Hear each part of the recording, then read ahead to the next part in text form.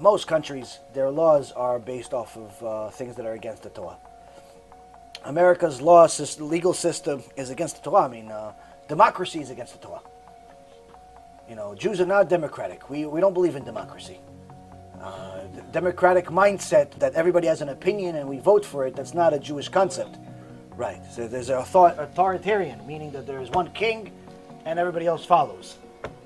In fact, it wasn't even supposed to be a physical king. When Shmuel came and the people were asking Shmuel for a king, Shmuel rebuked him, said, "Why do you want a king? Hashem has been your king. You want to be like the Goyim? You want to have a physical king?" And he insulted them. Hashem told them, "No, just let them have their physical king." But the point is that technically it was supposed to be just us and Hashem. But since we made the mistake of asking for somebody, that's what Torah is based off of. We don't believe in democracy. We don't believe in a voting system. There's nothing like that. We also don't believe in letting terrorists sit in jail either. If somebody's a terrorist, the Torah says death penalty. There's no send them to jail and send their parents money because they killed a bunch of Jews like they do in Israel.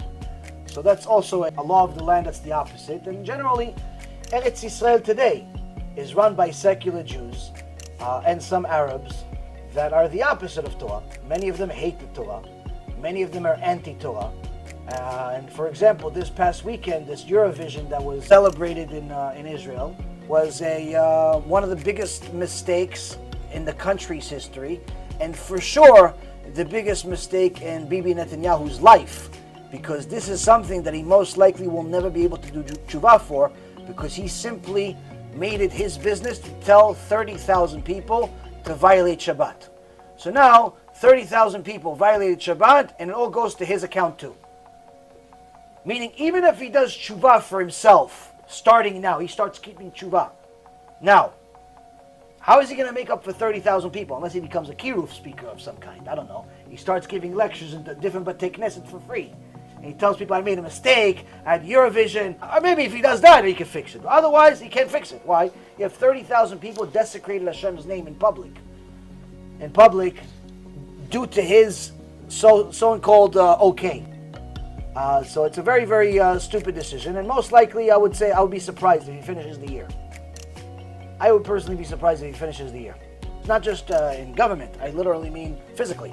Obviously, Hashem's much more merciful than I can be, but it seems like his political career is in the garbage, because after he made this decision, the religious party canceled their talks with him, and right now he cannot, even though he won the election, he cannot get a government together. So if he doesn't come up with a plan, I believe the next few weeks, then they'll have to either have a new election or they'll have to just simply pick somebody else.